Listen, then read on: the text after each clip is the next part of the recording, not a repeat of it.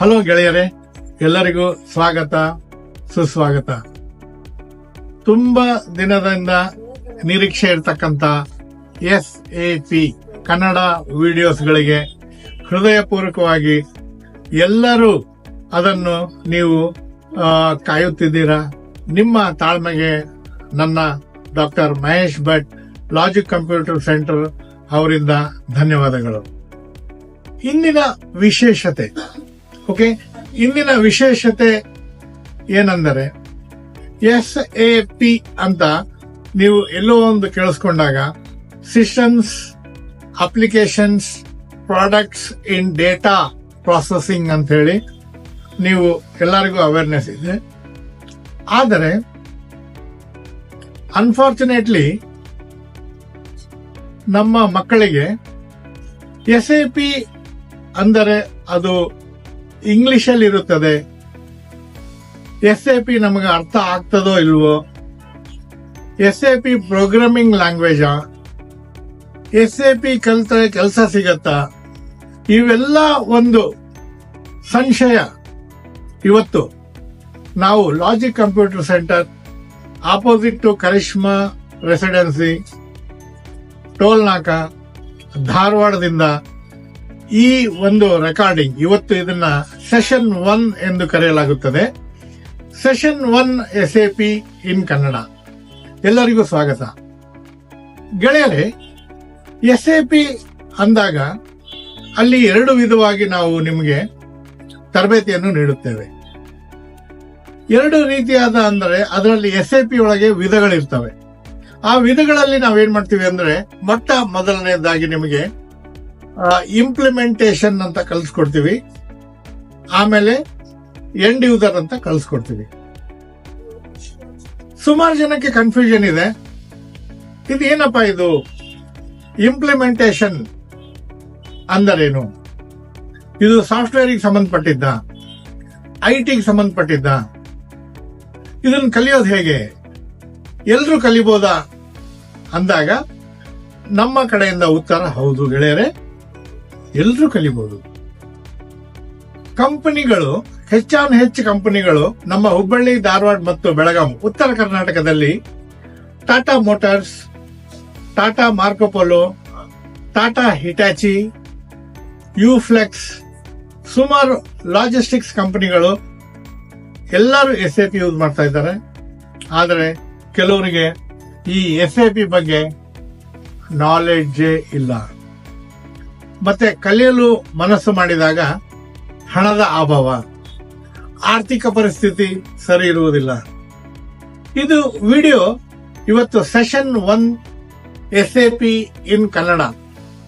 ಇವತ್ತು ನಾವು ಶುರು ಮಾಡ್ತಾ ಇರೋ ರಥಸಪ್ತಮಿ ದಿವಸ ನಮ್ಮ ಸೂರ್ಯ ದೇವತೆ ಹೇಗೆ ರಥ ಏರಿದ್ದಾನೋ ಆ ಒಂದು ಸಮಯದಲ್ಲಿ ಲಾಜಿಕ್ ಕಂಪ್ಯೂಟರ್ ಸೆಂಟರ್ ಧಾರವಾಡದವರು ಈ ಒಂದು ಸಮಾಜ ಸೇವೆಯ ದೃಷ್ಟಿಯಿಂದ ಮತ್ತು ಆರ್ಥಿಕ ಪರಿಸ್ಥಿತಿ, ಜನಗಳ ಆರ್ಥಿಕ ಪರಿಸ್ಥಿತಿಯನ್ನು ಪರಿಗಣಿಸಿ ಈ ಸೆಷನ್ 1 ಅನ್ನು ನಾವು ಇವತ್ತು ಲಾಂಚ್ ಮಾಡ್ತಾ ಇದ್ದೇವೆ. ಅದನ್ನ ನೀವು ವ್ಯೂವರ್ಸ್, ಇದನ್ನ ಯೂಟ್ಯೂಬ್ ಲಿಂಕ್ ಮಾಡಲಾಗ್ತದೆ, ನಿಮಗೆಲ್ಲ ಹರಿಬಿಡಲಾಗ್ತದೆ. ಅದನ್ನ ಗಮನಿಸಿ, ಅದನ್ನ ತಿಳಿದುಕೊಳ್ಳಿ. ನಿಮಗೆ ಇದು ಇಷ್ಟವಾದಲ್ಲಿ ಲೈಕ್ ಮಾಡಿ, ಸಬ್ಸ್ಕ್ರೈಬ್ ಮಾಡಿ, ಅರಿತುಕೊಳ್ಳಲು ಪ್ರಯತ್ನಿಸಿ. ಯಾಕಂದರೆ SAP ಅಂತ ಅಂದಾಗ ಬಹಳ ವಿಡಿಯೋಗಳನ್ನ ನೋಡಿದ್ದೀನಿ, ಇಂಗ್ಲಿಷಲ್ಲೇ ಇದೆ. ಓಕೆ, ಇಂಗ್ಲಿಷಲ್ಲಿರುವಾಗ, ಹಿಂದಿಯಲ್ಲಿರುವಾಗ, ಇಂಗ್ಲಿಷಲ್ಲಿರುವಾಗ, ತೆಲುಗುನಲ್ಲಿರುವಾಗ, ತಮಿಳ್ನಲ್ಲಿರುವಾಗ ನಾನು ನೋಡಿದಾಗ ನಮ್ಮ ಕನ್ನಡದಲ್ಲಿ ನಾವು ಏಕೆ SAP ಸೆಷನ್ಸ್ ಅನ್ನು ಮಾಡಬಾರ್ದು ಅಂತ ನಾನು ನಮ್ಮ ಸ್ಟಾಫ್ಗಳ ಜೊತೆಗೆ ಡಿಸ್ಕಸ್ ಮಾಡಿದಾಗ ಬಸವರಾಜ್ ಚಕ್ರಸಾಲಿ ಅವರು, ನಮ್ಮ SAP ವರ್ಟಿಕಲ್ ಡೈರೆಕ್ಟರ್ ಆಗಿರ್ತಕ್ಕಂಥ ಬಸವರಾಜ್ ಚಕ್ರಸಾಲಿ ಅವರು, ಸರ್ ಇದು ತುಂಬಾ ಒಳ್ಳೆಯ ವಿಷಯ. ಯಾಕಂದ್ರೆ ಸ್ಪರ್ಧಾತ್ಮಕ ಯುಗದಲ್ಲಿ banking, IPS, IAS, railway recruitment, PSI ಎಲ್ಲವೂ ಗೋ ಲೈವ್ ಅಂತ ಹೋಗ್ತಾ ಇದೆ. ನಾವು ಯಾಕೆ ಮಲ್ಟಿ ನ್ಯಾಷನಲ್ ಕಂಪನಿಗೆ ಸಂಬಂಧಪಟ್ಟಿರತಕ್ಕಂತ SAP ಮತ್ತೆ ಅತ್ಯಂತ ಅವಶ್ಯಕತೆ ಆಗಿರ್ತಕ್ಕಂಥ ಸಾಫ್ಟ್ವೇರ್ ಅನ್ನ ನಾವು ಯಾಕೆ ಕನ್ನಡದಲ್ಲಿ ಮಾಡಬಾರ್ದು ಅಂತ ಒಂದು ಚಿಂತನ ಮಂಥನವನ್ನು ಮಾಡಿದಾಗ ಸೊ ನಮ್ಮ SAP ಟೀಮ್ ನಲ್ಲಿ ಇರ್ತಕ್ಕಂಥ ಬಸವರಾಜ್ ಚಕ್ರಸಾಲಿ ಅವರು ಮತ್ತು ಮಂಜುನಾಥ್ ಉಲ್ಲೂರ್ ಅವರು ಇದನ್ನು ಇವತ್ತು ಪರಿಗಣಿಸಿ ಒಳ್ಳೆ ದಿವಸವಾದ ರಥಸಪ್ತಮಿಯಂದು ಈ ಸೆಷನ್ 1 ಅನ್ನು ನಾವು ಇವತ್ತು ರೆಕಾರ್ಡಿಂಗಿಗೆ ಶುರು ಮಾಡಿದ್ದೇವೆ. ನಿಮ್ಮ ಈ ಒಂದು ಪ್ರೋತ್ಸಾಹ, ವೀಕ್ಷಕರ ಪ್ರೋತ್ಸಾಹ ನಮಗೆ ಬೇಕೇ ಬೇಕಾಗತ್ತೆ ಮುಂದೆ. ಯಾಕಂದ್ರೆ ನಮ್ಮ ವಿದ್ಯಾಕಾಶಿ ಧಾರವಾಡದಲ್ಲಿ ಈ ಒಂದು ಸಣ್ಣ ಪ್ರಯತ್ನ ನಾವು ಮಾಡಿದಾಗ ತುಂಬಾ ಜನಗಳಲ್ಲಿ ಹಣಕಾಸಿನ ಅಭಾವದಿಂದ ಅವರು ಒಂದು ಕಂಪ್ಯೂಟರ್ ಇನ್ಸ್ಟಿಟ್ಯೂಟ್ಗಳಿಗೆ ಹೋಗಿ ಇದನ್ನು ಕಲಿಯಲು ಆಗ್ತಾ ಇಲ್ಲ. ಸೊ ಇವತ್ತಿನ ದಿವಸ ನಾನು doctor Mahesh Bhat, director of logic computer centre ಧಾರವಾಡದಿಂದ ನಾವು ಇವತ್ತು ಪ್ರಯತ್ನ ಮಾಡೋದೇನೆಂದ್ರೆ, ಮೊದಲನೇ ಸೆಷನ್ ನಲ್ಲಿ ನಾವು ಇವತ್ತು ಎಲ್ಲರಿಗೂ ಹೇಳಲು ಇಚ್ಛಿಸುವುದೇನೋ ಅಂದರೆ, ಇವತ್ತು ಮೊದಲನೇ ಪಾಠವನ್ನು ಶುರು ಮಾಡ್ತಾ ಇದ್ದೇವೆ. ಇದನ್ನು ನೀವು ನೋಡಿ ಅರ್ಥ ಮಾಡಿಕೊಳ್ಳಲು ಪ್ರಯತ್ನ ಮಾಡಿ, ಆದಷ್ಟು ಕನ್ನಡದಲ್ಲೇ ತಿಳಿ ಹೇಳ್ತಾ ನಾವು ಈಗ ಮುಂದುವರಿಯುತ್ತೇವೆ. SAP ಅಂದರೆ ಸಿಸ್ಟಮ್ಸ್ ಅಪ್ಲಿಕೇಶನ್ಸ್ ಪ್ರಾಜೆಕ್ಟ್ಸ್ ಇನ್ ಡೇಟಾ ಪ್ರೊಸೆಸಿಂಗ್, ಪ್ರಾಡಕ್ಟ್ಸ್ ಅಂತ ಕರಿತೀವಿ. Systems applications products in data processing ಅಂತ ಕರಿತೇವೆ. ಇದನ್ನು 4 ಇಂಜಿನಿಯರ್ಗಳಾದಂತ, ಜರ್ಮನ್ ಇಂಜಿನಿಯರ್ಗಳಾದಂತ ನಮ್ಮ ಭಾರತ ದೇಶದ ಇಂಜಿನಿಯರ್ಗಳು IBM ಕಂಪನಿಯಲ್ಲಿ ರಿಟೈರ್ಡ್ ಆದ ನಂತರ ಈ ಒಂದು SAP ಸಾಫ್ಟ್ವೇರ್ ಅನ್ನು ಕಂಡುಹಿಡಿದಿದ್ದಾರೆ. ಸುಮಾರು 1972ರಲ್ಲಿ ಎ ಗ್ರೂಪ್ ಆಫ್ ಇಂಜಿನಿಯರ್ಸ್, ಅಂದ್ರೆ 4 ಜನಗಳು ಇಂಜಿನಿಯರ್ಸ್ ಈ IBM ಕಂಪನಿಯಿಂದ ರಿಟೈರ್ಡ್ ಆದ ನಂತರ ಸುಮಾರು ಮ್ಯಾನ್ಯುವಲ್ ಅಕೌಂಟಿಂಗ್ ನಲ್ಲಿ ಮ್ಯಾನಿಪುಲೇಷನ್ ಆಗ್ತಾ ಇದ್ವು, ಪ್ರಾಡಕ್ಟ್ ಗಳೆಲ್ಲ ಮಿಸ್ಪ್ಲೇಸ್ ಆಗ್ತಾ ಇದ್ವು, ಶಾರ್ಟೇಜಸ್, ಲೀಕೇಜಸ್, ಎಡಿಟ್, ಡಿಲೀಟ್, ಈ ಝೀರೋ ಕಾಸ್ಟ್ ಗಳಲ್ಲಿ ಕೆಲವೆಲ್ಲ ಒಂದು ಅತಂತ್ರದ ಒಂದು ಅಕೌಂಟಿಂಗ್ ಪರಿಗಣನೆ ಆಗಿತ್ತು. ಅವಾಗ ಒಂದು ನಮ್ಮ ಗ್ರೂಪ್ ಆಫ್ ಇಂಜಿನಿಯರ್ಸ್ ಅಂದಾಗ ಅವರು generally accepted accounting principles book ಅನ್ನ ಸ್ಟಡಿ ಮಾಡಿ ಅದನ್ನ ಜಾಪ್ ಅಂತ ಕರೆಯಲಾಗುತ್ತದೆ. GAAP, generally accepted accounting principles ಪ್ರಕಾರ ಈ ಒಂದು SAP ಅನ್ನು ಒಂದು ಕಂಡಿಡಿದು ಮತ್ತು ಅದನ್ನು ದೇಶಗಳಿಗೆ ಅದನ್ನು ಹರಬಿಡಲಾಯಿತು. ನಮ್ಮ ಭಾರತಕ್ಕೆ ಅದು 1972ರಲ್ಲಿ ಪ್ರವೇಶಿಸಿದಾಗ, ಓಕೆ, ಮೊದಲನೇದಾಗಿ SAP ಅನ್ನು ಮಾಡಿದಾಗ ಅದರಲ್ಲಿ SAP ಒಳಗೆ 2 ವಿಂಗಡಣೆಗಳನ್ನು ಮಾಡಲು ನಾವು ಇಚ್ಛಿಸುತ್ತೇವೆ. ಒಂದಕ್ಕೆ ನಾವು ಇಂಪ್ಲಿಮೆಂಟೇಷನ್ ಎಂದು ಕರೆಯುತ್ತೇವೆ, ಮತ್ತೊಂದಕ್ಕೆ ಎಂಡ್ ಯೂಸರ್ ಎಂದು ಕರೆಯುತ್ತೇವೆ.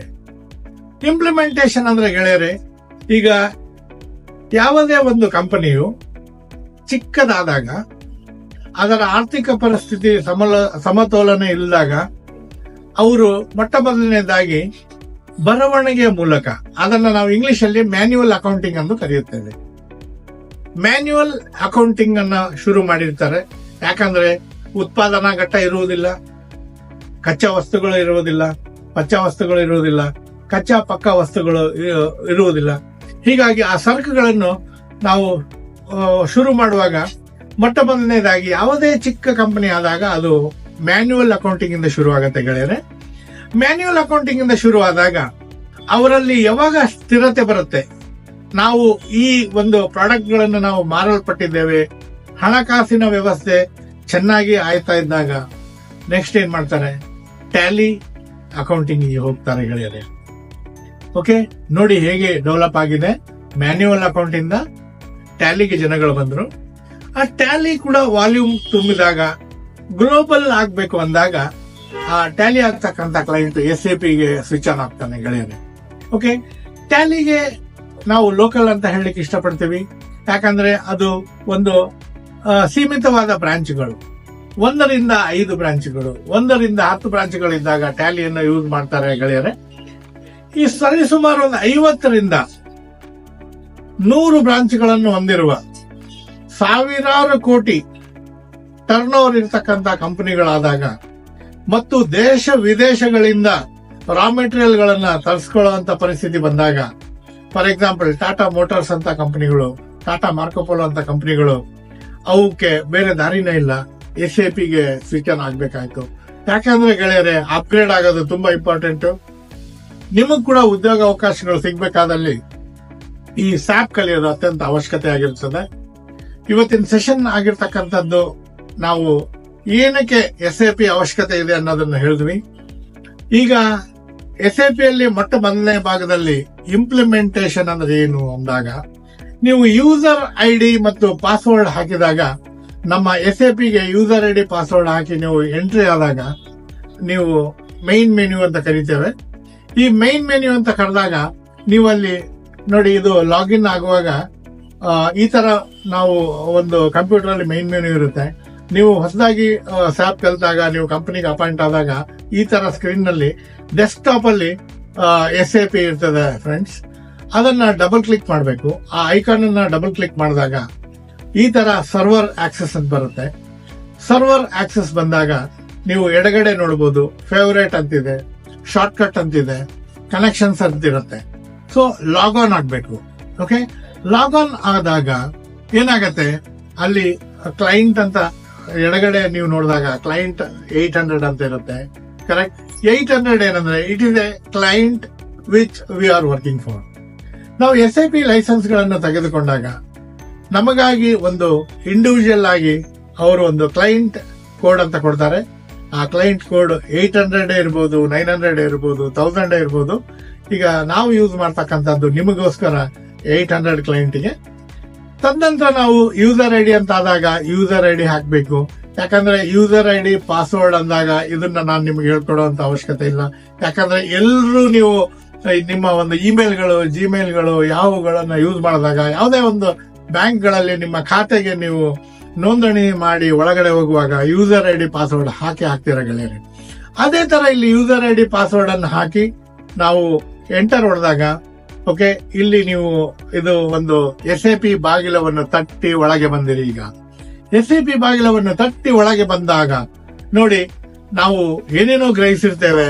SAP ನನಗೆ ಕಲೀಲಿಕ್ಕೆ ಆಗುದಿಲ್ಲ, ಅದು ಪ್ರೋಗ್ರಾಮಿಂಗ್ ಲ್ಯಾಂಗ್ವೇಜ್, ಆಮೇಲೆ ಅದು ನನಗೆ ಆಗ್ತದೋ ಇಲ್ವೋ ಅಂತ ನಿಮಗೆ ಭಯವಿದ್ದಾಗ ಈ ನಮ್ಮ ಸೆಷನ್ ನಿಮಗೆ ತುಂಬಾನೇ ಉತ್ಸಾಹ ಕೊಡುತ್ತದೆ ಮತ್ತು ತುಂಬಾ ಆತ್ಮವಿಶ್ವಾಸದಿಂದ ನಮ್ಮ logic computer centre opposite Karishma hotel, Tolnaka, ಧಾರವಾಡಕ್ಕೆ ಬಂದು ನೀವು ಅಡ್ಮಿಷನ್ ಅನ್ನು ಖಂಡಿತವಾಗ್ಲೂ ಮಾಡಿಸ್ತೀರಿ ಅಂತ ನಾನು ಅನಿಸ್ತದೆ.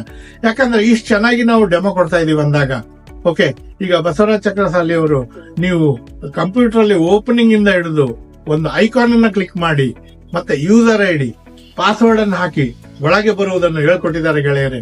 ಓಕೆ, ಈಗ SAP ಒಳಗೆ ಮೈನ್ ಮೆನ್ಯೂ ಅಂತ ಕಾಣ್ತೇವೆ.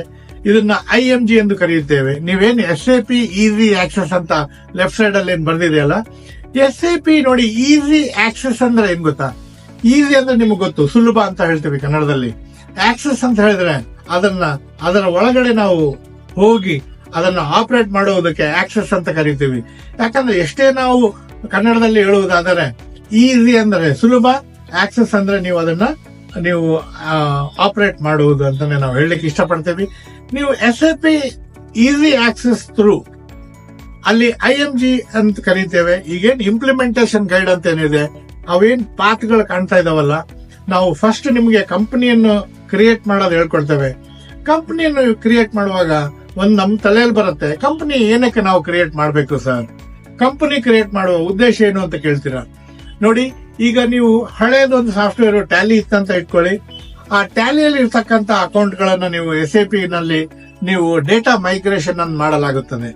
ಓಕೆ, ಡೇಟಾ ಮೈಗ್ರೇಷನ್ ಒಂದು ಟ್ಯಾಲಿಯಲ್ಲಿ ಇರ್ತಕ್ಕಂತ ನಿಮ್ಮ ಒಂದು ಡೇಟಾನ ನಿಮ್ಮ ಕಂಪನಿಯವರು SAP ಇಂಪ್ಲಿಮೆಂಟ್ ಮಾಡಿದಾಗ ಅಲ್ಲಿ ಮೊದಲನೇದು ನೀವು ಮಾಡಬೇಕಾಗಿರುವಂತಹ ಸಂಗತಿ ಡೇಟಾವನ್ನು ಮೈಗ್ರೇಟ್ ಮಾಡಬೇಕು. ಆ ಡೇಟಾವನ್ನು ನಿಮಗೆ ತಗೊಂಡಿರೋದೇ ಅದಕ್ಕೆ ತಾನೇ. SAP ಗೊತ್ತಿರತ್ತೆ, ನೀವು SAP ಸರ್ಟಿಫೈಡ್ ಆಗಿರ್ತೀರಾ, ನೀವು SAP ಅಲ್ಲಿ ಕನ್ಸಲ್ಟೆಂಟ್ ಲೆವೆಲ್ ಅಲ್ಲಿ ನೀವು ಮಾಡಿದೀರಾ, ಸರ್ಟಿಫಿಕೇಶನ್ ಆಗಿದೆ ಅಂತ ನಿಮ್ಮನ್ನು ತೆಗೆದುಕೊಂಡಾಗ ಆ ಕಂಪನಿಯಲ್ಲಿ ನೋಡಪ್ಪ ನಮ್ದು ಟ್ಯಾಲಿ ಒಳಗೆ ಇಷ್ಟು ದಿನ ನಾವು ಇದ್ದೆವು, ಈಗ ನಿನ್ನನ್ನು ನಾವು ಅಪಾಯಿಂಟ್ ಮಾಡಿದ್ದೇವೆ, ನಿನ್ನನ್ನು ಅಪಾಯಿಂಟ್ ಮಾಡಿದಾಗ ನೋಡುವ ನೀನು ನಮ್ಮ ಟ್ಯಾಲಿಯಲ್ಲಿ ಇರ್ತಕ್ಕಂಥ ಡೇಟಾನ ಹೇಗೆ SAP ಅಲ್ಲಿ ನೀನು ಮೈಗ್ರೇಟ್ ಮಾಡ್ತೀಯಾ ಅಂತ ಅವ್ರು ಕೇಳಿದಾಗ ಮೊಟ್ಟ ಮೊದಲನೇದಾಗಿ ನಾವು SAP ಈಸಿ ಆಕ್ಸೆಸ್ ಥ್ರೂ ಮಾಡಬೇಕಾಗಿರೋ ವಿಷಯವೇನೆಂದರೆ ಎಂಟರ್ಪ್ರೈಸಸ್ ಸ್ಟ್ರಕ್ಚರ್ಗೆ ಹೋಗ್ಬಿಟ್ಟು, ಓಕೆ, ಎಂಟರ್ಪ್ರೈಸಸ್ ಸ್ಟ್ರಕ್ಚರ್ ಹೋಗಿ ನಾವು ಪಾತ್ ಮೂಲಕನೂ ನಾವು ಮಾಡಬಹುದು. ನೋಡಿ ಅಲ್ಲಿ ಒಂದು ಚಸ್ಮಾ ಇದೆ, SAP ರೆಫರೆನ್ಸ್ IMG ಅಂತಿದೆ. SAP ರೆಫರೆನ್ಸ್ IMG ಅಂದ್ರೆ ಏನ್ ಗೆಳೆಯರೆ? SAP ಅಂದ್ರೆ systems applications products in data processing, ಮತ್ತು IMG ಅಂದ್ರೆ ಇಂಪ್ಲಿಮೆಂಟೇಷನ್ ಗೈಡ್. ಬೇಕಾದ್ರೆ ನೀವು ಬರ್ಕೋಬಹುದು, ನಿಧಾನವೇ ಪ್ರಧಾನ ಅನ್ನುವ ಹಾಗೆ ನಾನು ಹೇಳ್ತಾ ಇದ್ದೀನಿ. IMG ಪಾತ್ ಅಂತ ಇದನ್ನ ಕರೆಯಲ್ಪಡುತ್ತಾರೆ. ಅದಕ್ಕೆ ನೋಡಿ ಎಷ್ಟು ಅದ್ಭುತವಾದಂತಹ ಒಂದು ಚಸ್ಮದ ಒಂದು ಚಿಹ್ನೆಯನ್ನು ಕೊಟ್ಟಿದ್ದಾರೆ ಫ್ರೆಂಡ್ಸ್. ಚಸ್ಮದ ಚಿಹ್ನೆಯನ್ನು ಕೊಟ್ಟಾಗ ಕಣ್ಣು ತೆಗೆದು ನೋಡಿ ಎಂದು ಅರ್ಥ. ಓಕೆ, SAP ರೆಫರೆನ್ಸ್ ಅಂತ ಎಲ್ಲೆಲ್ಲಿ ರೆಫರೆನ್ಸ್ ಅಂತ ಬರುತ್ತೋ ಅಲ್ಲೆಲ್ಲ ನಾವೇನ್ ಮಾಡಿರ್ತೀವಿ, ಚಸ್ಮದ ಚಿಹ್ನೆ ಇರುತ್ತದೆ ಗೆಳೆಯರೆ. SAP ರೆಫರೆನ್ಸ್ ಅಂದಾಗ ಡಿಸ್ಪ್ಲೇ IMG ಅಂತ ಬರುತ್ತೆ. ಡಿಸ್ಪ್ಲೇ ಅಂತ ಹೇಳಿದಾಗ ನೋಟ ಅಂತ ಅರ್ಥ. ಡಿಸ್ಪ್ಲೇ ಅಂದಾಗ ನೋಟ ಗೆಳೆಯರೆ. IMG ಅಂದ್ರೆ ಇಂಪ್ಲಿಮೆಂಟೇಷನ್ ಗೈಡ್.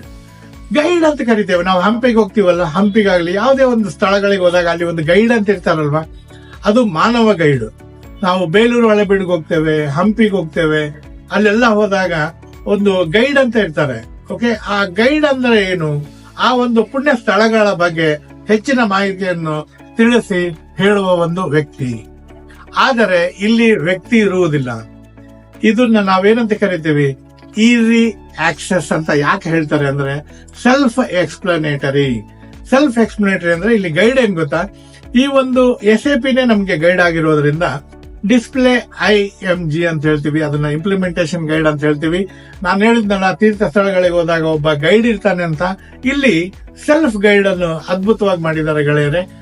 ನಾವು ಡಿಸ್ಪ್ಲೇ ಇಂಪ್ಲಿಮೆಂಟೇಷನ್ ಗೈಡ್ ಅಂತ ಹೋದಾಗ ನೀವು ಎಡಗಡೆ ಕಾಣ್ತಾ ಇರಬಹುದು, ಯಾರೋ ಮಾರ್ಕ್ಗಳೆಲ್ಲ ಇದೆ. ಅದಕ್ಕೆ ನಾವು ಪಾತ್ ಅಂತ ಕರಿತೀವಿ. PATH path. ಪಾತ್ ಅಂದ್ರೆ ರೋಡು, ಕನ್ನಡದಲ್ಲಿ ರೋಡು, ಇಂಗ್ಲಿಷ್ ನಲ್ಲಿ ಪಾತ್ ಅಂತ ಕರಿತೇವೆ. SAP ಒಳಗೆ ಅದನ್ನ ಏನ್ ಮಾಡ್ತಾರೆ, ಪಾತ್ ಅಂತ ಕರೀತಾರೆ. ನಾವು ಕನ್ನಡದಲ್ಲಿ ಅದನ್ನ ರೋಡ್ ಅಂತ ಕರಿತೇವೆ. ಡಿಸ್ಪ್ಲೇ ಅಂದಾಗ ಅದನ್ನ ನೋಟ, IMG ಅಂದಾಗ ಇಂಪ್ಲಿಮೆಂಟೇಷನ್ ಗೈಡು.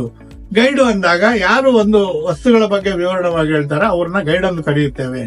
ಇಲ್ಲಿ ನಾವು ಮುಂದೆ ನೋಡ್ತಾ ಹೋದಾಗ ಗೆಳೆಯರೆ, ಇಲ್ಲಿ ಏನಾಗತ್ತೆ, ನಾವು ಎಂಟರ್ಪ್ರೈಸಸ್ ಸ್ಟ್ರಕ್ಚರ್ ಅನ್ನ ನಾವು ಕ್ಲಿಕ್ ಮಾಡಿದಾಗ ಅಲ್ಲಿ ಏನ್ ಬರುತ್ತೆ, ನಮಗೆ ಡೆಫಿನೇಷನ್ ಅಂತ ಬರುತ್ತೆ. ನೋಡಿ ಅಲ್ಲಿ ಗ್ರೀನ್ ಲೈಟ್ ಬ್ಲಿಂಕ್ ಆಗ್ತಾ ಇದೆಯಲ್ಲ, ಅದು ಎಂಟರ್ಪ್ರೈಸ್ ಸ್ಟ್ರಕ್ಚರ್ ನ ನಮ್ಮ ಬಸವರಾಜ್ ಅವರು ಕ್ಲಿಕ್ ಮಾಡಿದಾಗ ಅಲ್ಲಿ ಮತ್ತೆ ಮುಂದಿನ ಒಂದು ಭಾಗಗಳು ಬರ್ತಾ ಇದಾವೆ. ಫೈನಾನ್ಷಿಯಲ್ ಅಕೌಂಟಿಂಗ್ ಅಂತ ಬರುತ್ತೆ.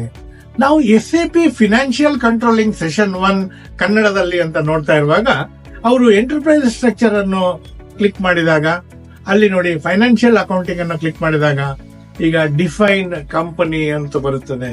ಓಕೆ, ಡಿಫೈನ್ ಕಂಪನಿ ಅಂತ ಬಂದಾಗ ಇಲ್ಲಿ ನೋಡಿ ಫ್ರೆಂಡ್ಸ್, ಏನಾಗತ್ತೆ, ಕಂಪನಿಯನ್ನ ಯಾವ ತರ ನಾವು ಡಿಫೈನ್ ಮಾಡುವುದು, ಅದರ ಪಕ್ಕದಲ್ಲಿ ಎಂತ ಅದ್ಭುತವಾದಂತದ್ದು ನೋಡಿ, ಅಲ್ಲಿ ಕೋಡ್ಗಳು ಕೂಡ ಕೊಟ್ಟಿರ್ತಾರೆ. ಈಗ SAP ನಾನು ನಿಮಗೆ ಆಪರೇಟ್ ಮಾಡಕ್ ಹೇಳುವಾಗ 2 ವಿಧ ಇದೆ. ಒಂದು ಪಾತ್ ಮೂಲಕ, ನ್ಯಾವಿಗೇಷನ್ ಮೂಲಕ ನೀವು ಕಂಪನಿಯನ್ನು ಕ್ರಿಯೇಟ್ ಮಾಡುವುದನ್ನು ಬಸವರಾಜ್ ಅವರು ತೋರಿಸಿದ್ದಾರೆ ಈಗ. ಆದ್ರೆ ಪಕ್ಕದಲ್ಲಿ ಗ್ರೀನ್ ಲೈಟ್ ಇದೆಯಲ್ಲ, OX15 ಅಂತ ಇದೆಯಲ್ಲ, ಇಷ್ಟೆಲ್ಲ ಮಾಡುವ ಬದಲು ಅದನ್ನು ತದನಂತರ ಹೇಳ್ತೇನೆ ನಾನು. ಈಗ ಡೆಫೈನ್ ಕಂಪನಿ ಅಂತ ಬಂದಾಗ ನೀವು SPRO ಅಂತ ಹೊಡೆದಾಗ, ಎಂಟರ್ಪ್ರೈಸಸ್ ಸ್ಟ್ರಕ್ಚರ್ ನೋಡಿದಾಗ, ನೀವು ಫೈನಾನ್ಷಿಯಲ್ ಅಕೌಂಟಿಂಗ್ ಬಂದಾಗ ಡಿಫೈನ್ ಕಂಪನಿಯನ್ನು ಕ್ಲಿಕ್ ಮಾಡಿದಾಗ ನೀವು ಇದು ಮೆನ್ಯೂ ಬರುತ್ತೆ.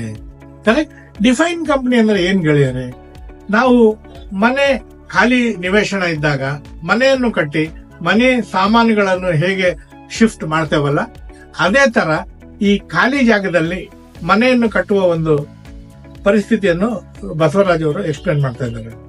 ಇಲ್ಲಿ ಏನಾಗುತ್ತೆ, ಕಂಪನಿ ಯಾಕಪ್ಪ ನಾನು ಕ್ರಿಯೇಟ್ ಮಾಡಬೇಕು ಅಂದ್ರೆ, ನೀವು ನಿಮ್ಮ ಇದು SAPಗಿಂತ ಮುಂಚೆ ನೀವು ಯೂಸ್ ಮಾಡ್ತಿದ್ದ ಸಾಫ್ಟ್ವೇರ್ ಟ್ಯಾಲಿ, ಆ ಟ್ಯಾಲಿ ಮಾರ್ಚ್ಗೆ ಕ್ಲೋಸ್ ಆಯ್ತು ಗೆಳೆಯರು. ಈಗ ಈ ಒಂದು ಮೆನ್ಯೂ ಅಲ್ಲಿ ಏನಾಗುತ್ತೆ ಗೊತ್ತಾ, ನಾವು ನ್ಯಾವಿಗೇಷನ್ ಇಂದ ಬಂದಿದ್ವಿ. ಕರೆಕ್ಟ್. ನ್ಯಾವಿಗೇಷನ್ ಇಂದ ಬಂದಾಗ IMG ಅಂದ್ರೆ ಏನಂತ ನಾನು ಹೇಳಿದೆ, ಇಂಪ್ಲಿಮೆಂಟೇಷನ್ ಗೈಡ್ ಅಂತ ಕರಿತೀವಿ. ಆಮೇಲೆ ನ್ಯಾವಿಗೇಷನ್ ಅಂದ್ರೆ ಏನಂತ ಹೇಳಿದೆ, ಪಾತ್ ಅಂತ ಹೇಳಿದೆ. ಕರೆಕ್ಟಾ? ನೋಡಿ ಇಲ್ಲಿ ಬರ್ತಾ ಇದೆ ಎಲ್ಲ ಪಾತ್. ಇಲ್ಲಿ ಏನಾಗ್ತದೆ, ಈ ಪಾತ್ ಅಲ್ಲಿ ನೋಡಿ ನೀವು IMG ಪಾತ್ ಅಂತ ತಗೊಂಡಾಗ ಎಂಟರ್ಪ್ರೈಸ್ ಸ್ಟ್ರಕ್ಚರ್ ಗೆ ಕ್ಲಿಕ್ ಮಾಡಿದ್ರಿ. ಎಂಟರ್ಪ್ರೈಸ್ ಸ್ಟ್ರಕ್ಚರ್ ಕ್ಲಿಕ್ ಮಾಡಿದ್ಮೇಲೆ ಅಲ್ಲಿ ಫೈನಾನ್ಷಿಯಲ್ ಅಕೌಂಟಿಂಗ್ ಅಂತ ಬಂತು.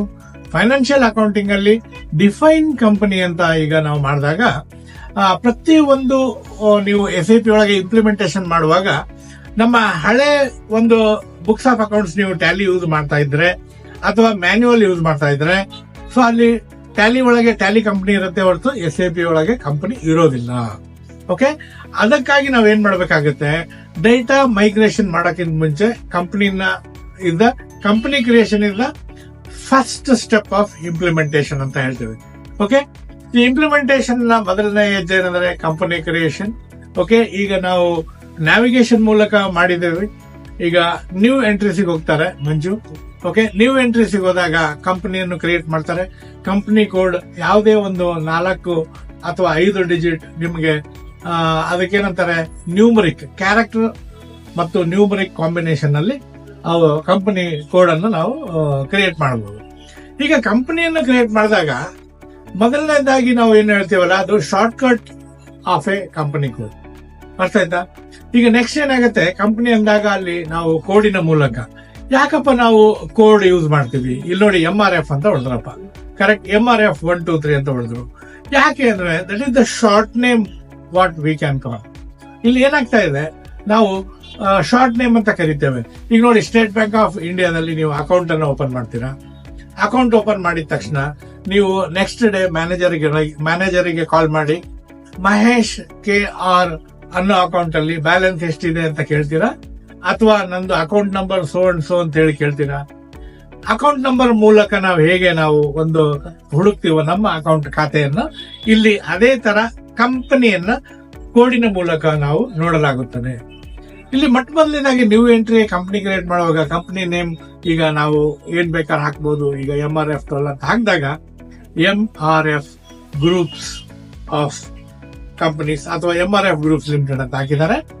ಈ ಕಂಪನಿ ಮಾಸ್ಟರ್ ಡೇಟಾನಲ್ಲಿ ಕಂಪನಿ ನೀವು ಒಂದ್ಸಲ ಕ್ರಿಯೇಟ್ ಮಾಡಿದಾಗ ಅದರ ಸ್ಟ್ರೀಟು ಮತ್ತೆ PO box number, postal code ಹಾಕ್ಬೇಕಾಗತ್ತೆ. ಯಾಕಂದ್ರೆ ನೀವು ಈಗ ನೆಕ್ಸ್ಟ್ ಏನು ಪೋಸ್ಟಿಂಗ್ ಎಂಟ್ರೀಸ್ ಕೊಡ್ತಾ ಇರ್ತೀರಲ್ಲ, ಇನ್ವಾಯ್ಸ್ ಗಳ ಮೇಲೆ ಬರ್ಬೇಕಲ್ವಾ. ನೀವು ನಾಳೆ SAP ಒಳಗೆ ಇನ್ವಾಯ್ಸ್ ನೀವು ಕ್ರಿಯೇಟ್ ಮಾಡೋದಾದ್ರೆ ಆ ಒಂದು ಇನ್ವಾಯ್ಸ್ ಮಾಡುವಾಗ ನಿಮ್ಮ MRF ಗ್ರೂಪ್ಸ್ ಲಿಮಿಟೆಡ್ ಅಡ್ರೆಸ್ ಬರ್ಬೇಕಲ್ವಾ. ಕರೆಕ್ಟ್. ಆಮೇಲೆ ಮೈನ್ ರೋಡ್ ಅಥವಾ whatever it is perfect address ಬರ್ಬೇಕಲ್ಲ. ಆ ಒಂದು ಅಡ್ರೆಸ್ ಬರ್ಬೇಕು ಅಂದ್ರೆ ನೀವು ಇಲ್ಲಿ ಏನ್ ಮಾಡ್ಬೇಕು, MRF ಗ್ರೂಪ್ಸ್ ಆಫ್ ಲಿಮಿಟೆಡ್ ಅಂತ ಹೊಡೆದಾಗ ಸ್ಟ್ರೀಟ್ ಗಾಂಧಿನಗರ ಮತ್ತು ಪೋಸ್ಟ್ ಬಾಕ್ಸ್ 101 ಪೋಸ್ಟಲ್ ಕೋಡ್ ಅದೇನಿರುತ್ತೋ ಹಾಕ್ಬೇಕು. ಸಿಟಿ ನಾವು ಯಾವ ಒಂದು ಕಂಪನಿ ಒಂದು ಲೊಕೇಶನ್ ಇರ್ತೀವೋ ಅಲ್ಲಿ ಇರ್ಬೇಕು. ಕಂಟ್ರಿ ಮತ್ತೆ IN ಅಂತ ಹೊಡಿಬೇಕು. ಓಕೆ, IN ಅಂತ ಹೊಡೆದಾಗ ಇಂಡಿಯಾದಲ್ಲಿ ನಾವು ಈ ಕಂಪನಿ ಇರೋದ್ರಿಂದ IN ಇಂಡಿಯಾ. ಮತ್ತೆ ಕೆಳಗಡೆ ನಾವು ಲ್ಯಾಂಗ್ವೇಜ್ ಅನ್ನ ಇಂಗ್ಲಿಷ್ ಅನ್ನು ಚೂಸ್ ಮಾಡಿದೀವಿ ಗೆಳೆಯರೆ. ಈ ಯಾವುದೇ ಒಂದು ಅಕೌಂಟಿಂಗ್ ಸಿಸ್ಟಮ್ಸ್ ಅಂದಾಗ ಇಂಗ್ಲಿಷ್ ಸರ್ವೇ ಸಾಧಾರಣವಾಗಿ ಈಗ English has become A normal neutral knowledge ಅಂತ ಹೇಳ್ತೀವಿ, ನ್ಯೂಟ್ರಲ್ ಲ್ಯಾಂಗ್ವೇಜ್ ಅಂತ ಹೇಳ್ತೀವಿ. ಯಾಕಂದ್ರೆ ನೋಡಿ, ಭಾರತ ದೇಶದಲ್ಲಾಗ್ಲಿ ಹೊರಗಿನ ದೇಶದಲ್ಲಾಗ್ಲಿ ಎಲ್ಲ ನಾವು ಈಗ ಒಂದು ಇಂಗ್ಲಿಷ್ ಅಲ್ಲಿ ಅಕೌಂಟ್ ಅನ್ನ ನಾನು ಹೇಳಿದ್ನಲ್ಲ, ಜನರಲಿ ಅಕ್ಸೆಪ್ಟೆಡ್ ಅಕೌಂಟಿಂಗ್ ಪ್ರಿನ್ಸಿಪಲ್ಸ್ ಪ್ರಕಾರ ನಮ್ಮ ಆರ್ಥಿಕ ಒಂದು ಬುಕ್ಸ್ ಅನ್ನು ನಾವೇನ್ ಮಾಡ್ತೇವೆ, ಇಂಗ್ಲಿಷ್ ನಲ್ಲಿನೇ ನಾವು ಚೂಸ್ ಮಾಡ್ಕೊಳ್ಳಿಕ್ಕೆ ಇಷ್ಟಪಡ್ತೇವೆ. ಕರೆನ್ಸಿ ಅಂತ ತಗೊಂಡಾಗ ನಮ್ಮ ಭಾರತದ ಕರೆನ್ಸಿ ರುಪೀಸ್ ಇರೋದ್ರಿಂದ ಇಲ್ಲಿ ನಾವು INR ಅಂತ ಮಾಸ್ಟರ್ ಡೇಟಾವನ್ನು ಕ್ರಿಯೇಟ್ ಮಾಡ್ತಾ ಇದ್ದೇವೆ. ಓಕೆ, ಈಗ ಈ ಒಂದು ಕಂಪನಿ ಕ್ರಿಯೇಷನ್ ನಾವು ಪಾತ್ ಮತ್ತು ನ್ಯಾವಿಗೇಷನ್ ಮೂಲಕ ಮಾಡಿದ್ದೇವೆ. ನೀವು ಎಲ್ಲ ಎಂಟ್ರಿ ಹೊಡೆದ ತಕ್ಷಣ ಸೇವ್ ಅಂತ ಕೊಟ್ಟಾಗ, ಓಕೆ ಇಲ್ಲಿ ನೋಡಿ ಸೇವ್ ಅಂತ ಕೊಟ್ಟಾಗ, ಓಕೆ ಕಂಗ್ರ್ಯಾಚುಲೇಷನ್ಸ್, ನೀವು ಕಂಪನಿಯನ್ನು ಸೃಷ್ಟಿಸಿದ್ದೀರಾ. SAP ಅಲ್ಲಿ ಕಂಪನಿಯನ್ನು ಸೃಷ್ಟಿ ಮಾಡಿದ್ದೀರಾ. MRF ಗ್ರೂಪ್ಸ್ ಆಫ್ ಕಂಪನಿಯನ್ನ ನೀವು ಕಂಪನಿಯಲ್ಲಿ ನಮ್ಮ ಮೊದಲನೆಯ ಸೆಷನ್ ನಲ್ಲಿ ನೀವು ಕಲ್ತಿರೋದು ಏನಪ್ಪಾ ಅಂದ್ರೆ, SAP ಒಳಗೆ ನೀವು ಟ್ಯಾಲಿ ಸರ್ವೇ ಸಾಧಾರಣ ಎಲ್ಲರೂ ನೋಡಿರ್ತೀರಾ.